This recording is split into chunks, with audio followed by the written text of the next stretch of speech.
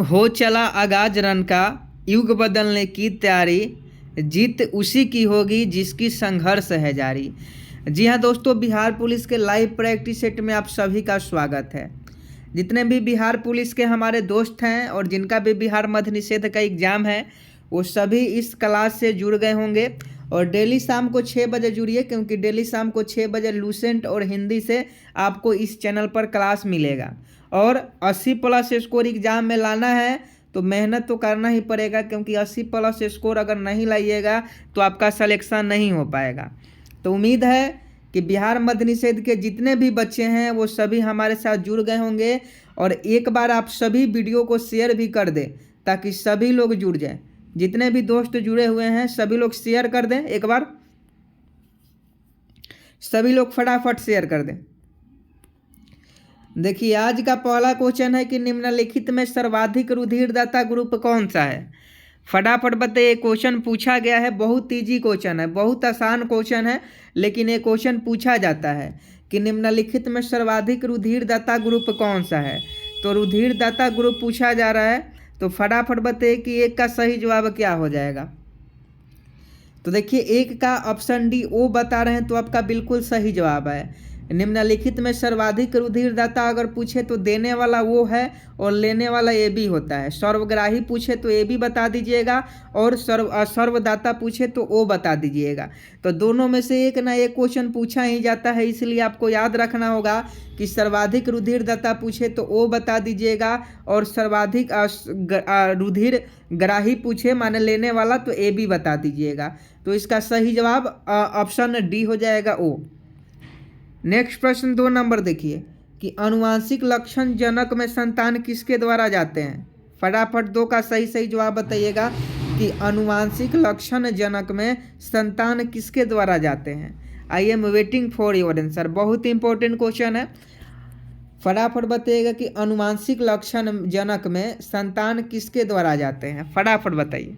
4 option है आपके सामने,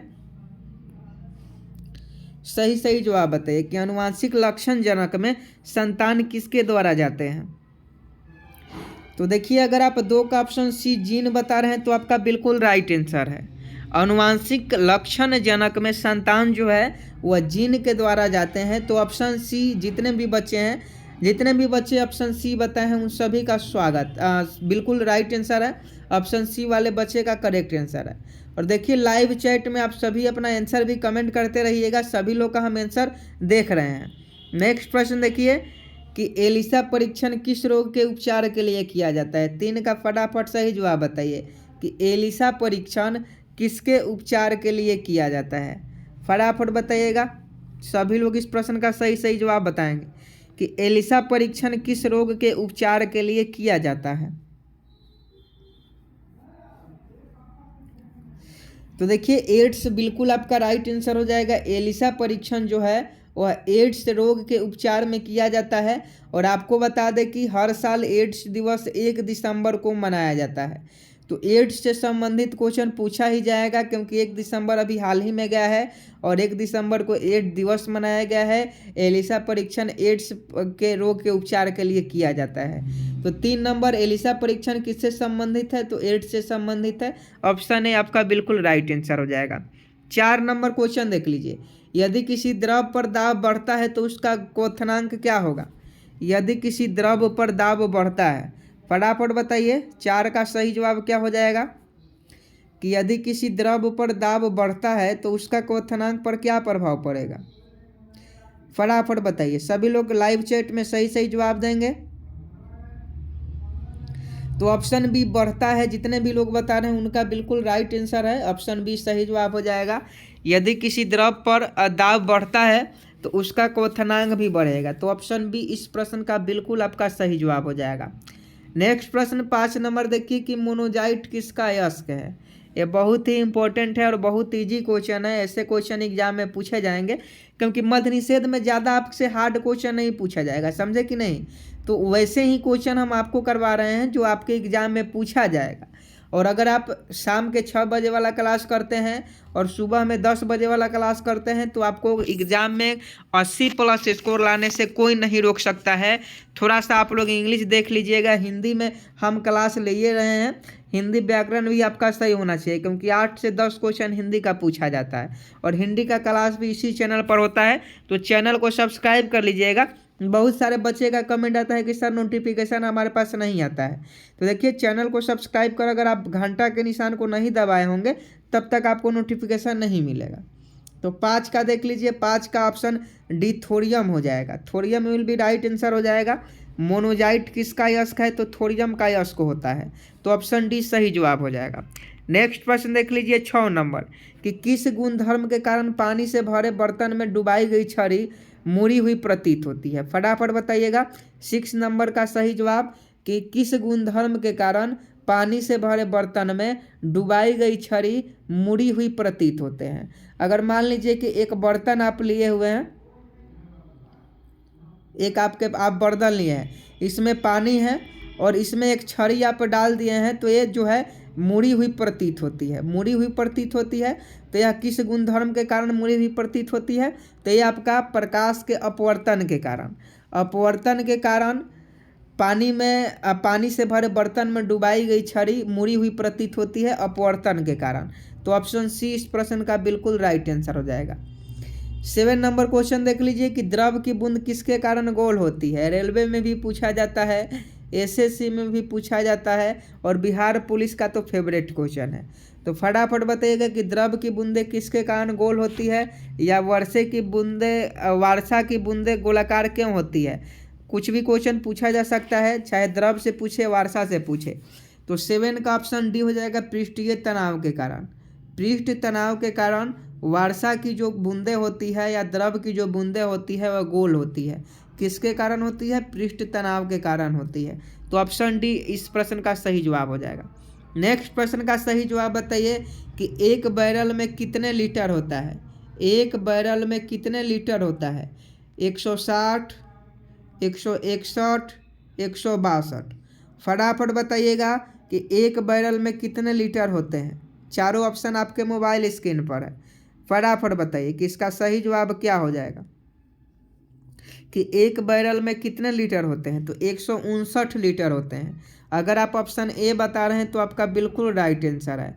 अगर क्वेश्चन पूछे कि एक बैरल में कितने लीटर होते हैं तो 159 लीटर होते हैं। नेक्स्ट प्रश्न देख लीजिए 9 नंबर कि आंध्र प्रदेश का शास्त्रीय नृत्य कौन सी है? कल ही आपको बताए थे, कल ही ये सब क्वेश्चन करवाए थे कि नहीं? कल आपको वॉलिनियर फॉर्म में, कल सुबह वाला क्लास में वॉलिनियर फॉर्म में क्वेश्चन आपको करवाए थे। कल नहीं, आज ही सुबह में करवाए हैं। आज ही सुबह में वॉलिनियर फॉर्म में सब क्वेश्चन कला एवं संस्कृति से करवाए हैं, जिसमें आपको बताए भी थे कि आंध्र प्रदेश का शास्त्रीय नृत्य कौन सा है। तो फटाफट बताइए कि आंध्र प्रदेश का शास्त्रीय नृत्य कौन सी है? तो देखिए भरतनाट्यम जो संबंधित है वो तमिलनाडु से है। दक्षिण भारत से संबंधित है भरतनाट्यम, तमिलनाडु से संबंधित है भरतनाट्यम। कथकली केरल राज्य से संबंधित है। बिहू असम से संबंधित है। तो बचा कौन? कुचिपुड़ी। तो इस प्रश्न का बिल्कुल सही जवाब ऑप्शन डी हो जाएगा। आंध्र प्रदेश का शास्त्रीय नृत्य कौन सा है? कुचिपुड़ी है। नेक्स्ट प्रश्न देखिए 10 नंबर, राष्ट्रीय खेल दिवस 29 अगस्त को किनके जन्म दिवस के रूप में मनाया जाता है? फटाफट बताइएगा 10 नंबर कि राष्ट्रीय खेल दिवस 29 अगस्त को किनके जन्म दिवस के रूप में मनाया जाता है? तो देखिए इसका सही जवाब मेजर ध्यानचंद, ऑप्शन ए बता रहे हैं, तो आपका बिल्कुल राइट आंसर है। मेजर ध्यानचंद का जन्म 29 अगस्त को हुआ था, जिनको हॉकी का जादूगर भी कहा जाता है, और इन्हीं के जन्म दिवस के शुभ अवसर पर खेल दिवस मनाया जाता है। तो ऑप्शन ए बिल्कुल राइट आंसर हो जाएगा। 11 नंबर क्वेश्चन देखिए कि भारतीय संविधान में समवर्ती सूची की धारणा किस देश के संविधान से लिया गया है? फटाफट 11 का सही जवाब बताइए कि भारतीय संविधान में समवर्ती सूची की धारणा किस देश के संविधान से लिया गया है? जो लोग अभी तक वीडियो को लाइक नहीं किए हैं, रिक्वेस्ट है, इतना मेहनत कर रहे हैं तो वीडियो को लाइक जरूर कर दीजिएगा, क्योंकि क्वेश्चन को टाइप करना पड़ता है, फिर आपको एक पास क्लास कराना पड़ता है, बहुत ज़्यादा मेहनत होता है। तो आप लोग हमें मोटिवेट करने का प्रयास करें। तो देखिए अगर ऑस्ट्रेलिया ऑप्शन सी बता रहे हैं तो आपका बिल्कुल राइट आंसर है। भारतीय संविधान में सभी समवर्ती सूची की धारणा जो है वह ऑस्ट्रेलिया देश से लिया गया है, तो ऑप्शन सी इस प्रश्न का बिल्कुल राइट आंसर हो जाएगा। 12 नंबर क्वेश्चन देखिए कि मौलिक अधिकार भारतीय संविधान में कितने हैं। मौलिक अधिकार भारतीय संविधान में कितने हैं, फटाफट बताइएगा कि मौलिक अधिकार भारतीय संविधान में कितने हैं, फटाफट बताइए। मौलिक अधिकार भारतीय संविधान में कितने हैं, तो 6 है, याद रखिएगा। मौलिक अधिकार भारतीय संविधान में 6 हैं। समानता का अधिकार, शिक्षा का अधिकार, ये सभी जो अधिकार है मौलिक अधिकार है, ये जो है 6 होते हैं, मौलिक अधिकार 6 हैं। नेक्स्ट प्रश्न देखिए, संपत्ति का अधिकार को हटा दिया गया। नेक्स्ट प्रश्न देखिए 13 नंबर कि निम्नलिखित में किसकी सिफारिश पर भारतीय संविधान में मूल कर्तव्य को शामिल किया गया। 13 का सही सही जवाब बताइएगा। क्वेश्चन पहले ध्यान से पढ़िएगा कि निम्नलिखित में किसकी सिफारिश पर भारतीय संविधान में मूल कर्तव्य को शामिल किया गया। आपको बताना है कि किसके सिफारिश पर भारतीय संविधान में मूल कर्तव्य को शामिल किया गया। फटाफट 13 का सही जवाब बताइए। I am waiting for your answer. देखिए इसका सही जवाब स्वर्ण सिंह समिति हो जाएगा। स्वर्ण सिंह समिति के सिफारिश पर भारतीय संविधान में मूल कर्तव्य को जोड़ा गया, तो इसका सही जवाब ऑप्शन सी हो जाएगा, स्वर्ण सिंह समिति। नेक्स्ट प्रश्न 14 का सही जवाब बताइएगा। 14 नंबर क्वेश्चन देख लीजिए कि दिल्ली पर शासन करने वाला निम्न वंशों का सही क्रम क्या है। दिल्ली पर शासन करने वाला निम्न वंशों का सही क्रम क्या है, ये देख लीजिए। ये वंश का नाम है और यहाँ आपका ऑप्शन है। फटाफट बताइए कि दिल्ली पर शासन करने वाला निम्न वंशों का सही क्रम क्या है। तो सबसे पहले दिल्ली पर शासन कौन करता है, तो सबसे पहले गुलाम वंश करता है। गुलाम वंश सबसे पहले दिल्ली पर शासन करता है, ठीक। उसके बाद खिलजी वंश आता है। गुलाम वंश के बाद कौन आता है, खिलजी वंश आता है। खिलजी वंश के बाद कौन आता है, तुगलक वंश आता है। खिलजी वंश के बाद तुगलक वंश आता है। तुगलक वंश के बाद कौन आता है, तो सैयद वंश आता है। तुगलक वंश के बाद सैयद वंश आता है। उसके बाद आपका लोदी वंश आता है। तो देख लीजिए इसका सही जवाब क्या हो जाएगा। गुलाम 1 नंबर है, खिलजी 2 नंबर है, और तुगलक 5 नंबर है। तो 1 2 5, तो 1 2 5 यानी ऑप्शन बी आपका बिल्कुल राइट आंसर है। सबसे पहले गुलाम वंश, उसके बाद खिलजी वंश, उसके बाद तुगलक वंश, उसके बाद सैयद वंश, उसके बाद लोदी वंश। तो ऑप्शन बी 14 का अगर आप बता रहे हैं तो आपका बिल्कुल करेक्ट और सही जवाब है। नेक्स्ट प्रश्न देख लीजिए 15 नंबर कि निम्नलिखित में कौन अंतिम मुगल बादशाह था। ये 8415 के एग्जाम में क्वेश्चन पूछा गया था। बिहार पुलिस का जो 8415 का एग्जाम हुआ था उसमें क्वेश्चन पूछा गया था कि निम्नलिखित में कौन अंतिम मुगल बादशाह था। तो देखिए इसका सही जवाब बताइए। तो बहादुर शाह द्वितीय अगर आप बता रहे हैं ऑप्शन बी, तो आपका बिल्कुल ऑप्शन सी आपका बिल्कुल राइट आंसर हो जाएगा, बहादुर शाह द्वितीय। बहादुर शाह द्वितीय अंतिम मुगल बादशाह था। ऑप्शन सी जितने भी दोस्त बता रहे हैं उनका बिल्कुल राइट आंसर है। नेक्स्ट प्रश्न 16 नंबर देखिए, सिंधु सभ्यता का पतन नगर बंदरगाह कौन था। सिंधु सभ्यता का पतन नगर बंदरगाह कौन था। 16 का सही जवाब बताइए कि सिंधु सभ्यता का पतन नगर बंदरगाह कौन था।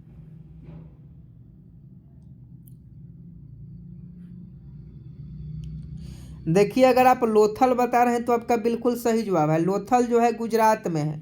लोथल कहाँ है, गुजरात में है, और ये आपका बिल्कुल सही जवाब हो जाएगा। कालीबंगा राजस्थान में है। तो सिंधु सभ्यता का पतन नगर बंदरगाह कौन था, तो ये लोथल था, जो कि आज गुजरात में है। नेक्स्ट प्रश्न 17 नंबर देखिए, महात्मा गांधी के राजनीतिक गुरु कौन थे। यह भी क्वेश्चन बहुत इंपॉर्टेंट है और उम्मीद है कि आप सभी इस प्रश्न का सही जवाब बताइएगा कि महात्मा गांधी के राजनीतिक गुरु कौन थे।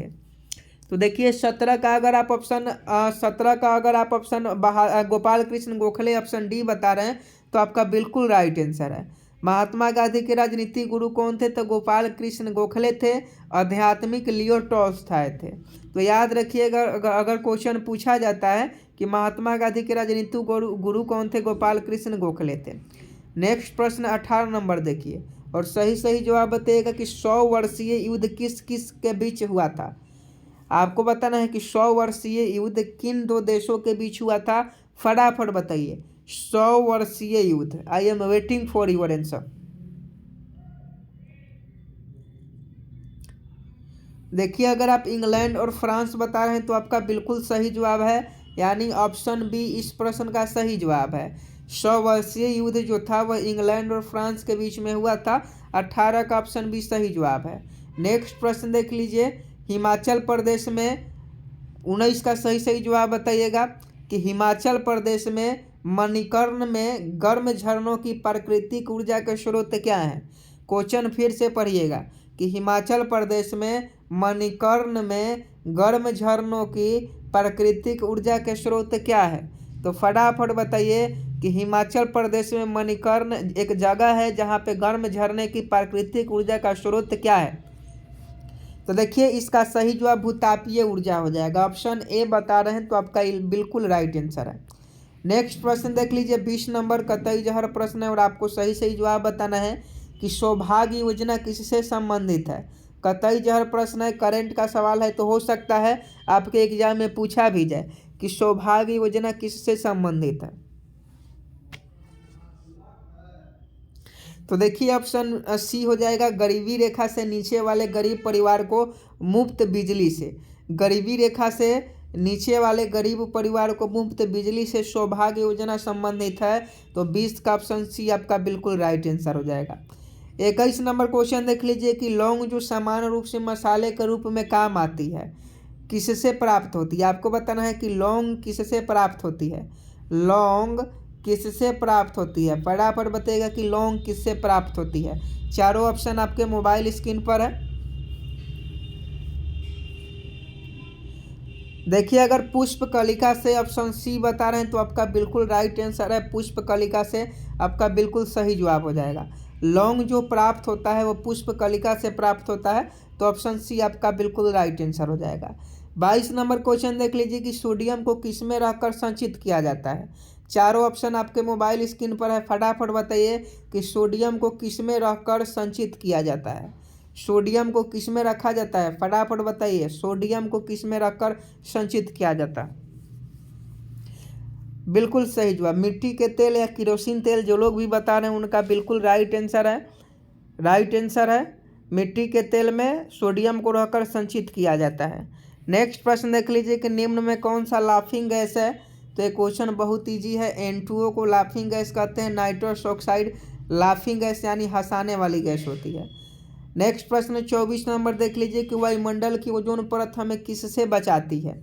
आपको बताना है कि वायुमंडल की ओजोन परत हमें किससे बचाती है। देखिए क्लास होने के बाद PDF आपको दे दिया जाएगा टेलीग्राम पर, तो टेलीग्राम से आप लोग PDF ले सकते हैं। फटाफट बताइए कि वायुमंडल की ओजोन परत हमें किससे बचाती है।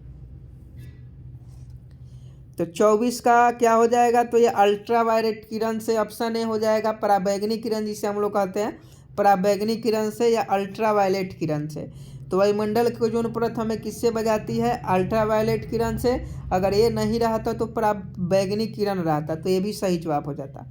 नेक्स्ट प्रश्न बताइए 25 नंबर की वायुमंडलीय दाब को किससे मापा जाता है। वायुमंडलीय दाब को किससे मापा जाता है। सभी लोग जानते हैं बैरोमीटर से, बिल्कुल सही जवाब है। बैरोमीटर से वायुमंडलीय दाब मापा जाता है। बैरोमापी भी कहते हैं, बैरोमीटर भी कहा जाता है, तो ऑप्शन बी सही जवाब हो जाएगा। नेक्स्ट प्रश्न देखिए 26 नंबर कि एक गेंद को क्षैतिज से किस कोण पर फेंकेगी। ध्यानपूर्वक समझिएगा, एक गेंद को क्षैतिज से किस कोण पर फेंकेगी वह अधिकतम दूरी तय करें। आप बताइए कि एक गेंद को क्षैतिज से किस कोण पर फेंकेगी वह अधिकतम दूरी तय करे। तो इसका सही जवाब बताइए। तो इसका सही जवाब 45 डिग्री। अगर गेंद को आप 45 डिग्री पर फेंकते हैं तो अधिक दूरी तय करता है। नेक्स्ट प्रश्न देखिए 27 नंबर कि शरीर में मास्टर ग्रंथि किसे कहा जाता है। 27 का सही जवाब बताइए कि शरीर में मास्टर ग्रंथि किसे कहा जाता है। सभी लोग जानते हैं पिट्यूटरी ग्लैंड को पिट्यूटरी ग्रंथि को शरीर का मास्टर ग्रंथि कहा जाता है। तो ऑप्शन है पिट्यूटरी ग्रंथि आपका बिल्कुल राइट आंसर हो जाएगा। नेक्स्ट प्रश्न 28 नंबर देखिए कि कंप्यूटर साक्षरता दिवस कब मनाया जाता है। फटाफट 28 का सही जवाब बताइए कि कंप्यूटर साक्षरता दिवस कब मनाया जाता है। तो यहाँ देख लीजिए 5 जून को विश्व पर्यावरण दिवस मनाया जाता है। विश्व पर्यावरण दिवस 5 जून को मनाया जाता है। 1 दिसंबर को एड्स दिवस मनाया जाता है, अभी बताए हैं। 8 मार्च को महिला दिवस मनाया जाता है, महिला दिवस। और 2 दिसंबर को कंप्यूटर साक्षरता दिवस मनाया जाता है। तो इसका सही जवाब क्या हो जाएगा, ऑप्शन डी हो जाएगा। और ऑप्शन डी 2 दिसंबर बिल्कुल राइट आंसर है। नेक्स्ट प्रश्न देखिए, इंडिया डिवाइडेड पुस्तक के लेखक कौन है। इंडिया डिवाइडेड पुस्तक के लेखक option A Khushwant Singh, option B Durgadas, option C doctor Rajendra प्रसाद,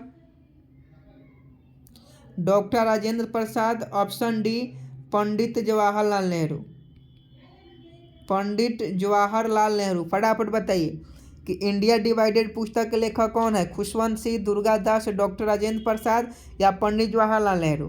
तो देखिए doctor Rajendra Prasad option C बता रहे हैं, तो आपका बिल्कुल राइट आंसर है। डॉक्टर राजेंद्र प्रसाद आपका बिल्कुल राइट आंसर हो जाएंगे। इंडिया डिवाइडेड पुस्तक के लेखक डॉक्टर राजेंद्र प्रसाद है। नेक्स्ट प्रश्न देख लीजिए 30 नंबर, अष्टाध्यायी निम्नलिखित में किसकी रचना है। फटाफट बताइएगा 30 का सही जवाब कि अष्टाध्यायी निम्नलिखित में किसकी रचना है। देखिए 30 का अगर आप ऑप्शन बी बता रहे हैं पाणिनि, तो आपका बिल्कुल सही जवाब है।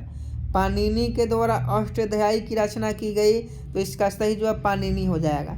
नेक्स्ट प्रश्न का सही जवाब बताइएगा कि भारतीय संविधान में उल्लेखित आपातकालीन प्रावधान किस देश के संविधान से लिया गया है। भारतीय संविधान में आपातकालीन प्रावधान जो है वह किस देश के संविधान से लिया गया है, फटाफट बताइए। तो देखिए जर्मनी के संविधान से लिया गया है। भारतीय संविधान में जो आपातकालीन प्रावधान है, आपातकालीन प्रावधान, वह आपका किस देश के संविधान से लिया गया है, तो जर्मनी के संविधान से लिया गया है। 32 नंबर क्वेश्चन देखिए कि राज्यसभा द्वारा लोकसभा को धन विधेयक कितने समय में लौटा देना चाहिए। अगर लोकसभा से राज्यसभा में कोई धन विधेयक आता है तो राज्यसभा कितने दिनों में उसको लौटा देगा, तो 14 दिन में। ऑप्शन सी बिल्कुल 6 महीना नहीं, 14 दिन में। 14 दिन में राज्यसभा को वह धन विधेयक को लौटाना होता है लोकसभा को, समझे कि नहीं। तो ऑप्शन सी सही जवाब हो जाएगा। नेक्स्ट प्रश्न कतई जहर है, याद कर लीजिएगा कि सारनाथ में बुद्ध का प्रथम प्रवचन कहलाता है। सारनाथ में बुद्ध का प्रथम प्रवचन क्या कहलाता है, तो जेम्स प्रिंसेप सॉरी सारनाथ में बुद्ध का प्रथम प्रवचन क्या कहलाता है, तो धर्म चक्र परिवर्तन कहलाता है। तो धर्म चक्र परिवर्तन आपका बिल्कुल सही जवाब हो जाएगा। याद रखिएगा सारनाथ में बुद्ध का प्रथम प्रवचन क्या कहलाता है, धर्म चक्र परिवर्तन कहलाता है। नेक्स्ट प्रश्न देखिए 34 नंबर कि 11वीं सदी के भारत का दर्पण किसे कहा जाता था। 11वीं सदी के भारत का दर्पण, 34 का सही जवाब बताइएगा कि 11वीं सदी के भारत का दर्पण किसे कहा जाता था। तो एक किताब उल हिंद को कहा जाता था। किताब उल हिंद को 11वीं सदी के भारत का दर्पण कहा जाता था। नेक्स्ट प्रश्न 35 नंबर देखिए, देशबंधु की उपाधि किससे संबंधित है। 35 का सही जवाब बताइए कि देशबंधु की उपाधि किससे संबंधित है, तो चित्तरंजन दास से। ऑप्शन बी चित्तरंजन दास आपका बिल्कुल राइट आंसर हो जाएगा। देशबंधु की उपाधि किससे संबंधित है, चित्तरंजन दास से संबंधित है। नेक्स्ट प्रश्न देखिए 36 नंबर, लाल कुर्ती नामक सेना का गठन किसने किया। लाल कुर्ती नामक सेना का गठन हिस्ट्री का क्वेश्चन है, बहुत इंपॉर्टेंट है। याद रखिएगा कि लाल कुर्ती नामक सेना का गठन किसने किया। तो देखिए अगर आप गैरिबाल्डी बता रहे हैं तो आपका बिल्कुल राइट आंसर है। लाल कुर्ती नामक सेना का गठन लेनिन नहीं गैरिबाल्डी के द्वारा किया गया। नेक्स्ट प्रश्न 37 नंबर देखिए, किस नदी को चीन का शोक कहा जाता है। फटाफट बताइएगा, ये क्वेश्चन पूछा जाता है किस नदी को चीन का शोक कहा जाता है। तो देखिए बिहार का शोक कौन सा है, बिहार का शोक कोसी नदी को कहा जाता है, लेकिन चीन का जो शोक है वह हुआंगहो नदी को कहा जाता है। हुआंगहो नदी यानी ऑप्शन बी इस प्रश्न का बिल्कुल राइट आंसर हो जाएगा। 38 नंबर क्वेश्चन देखिए कि सौरमंडल का सबसे बड़ा उपग्रह कौन सा है।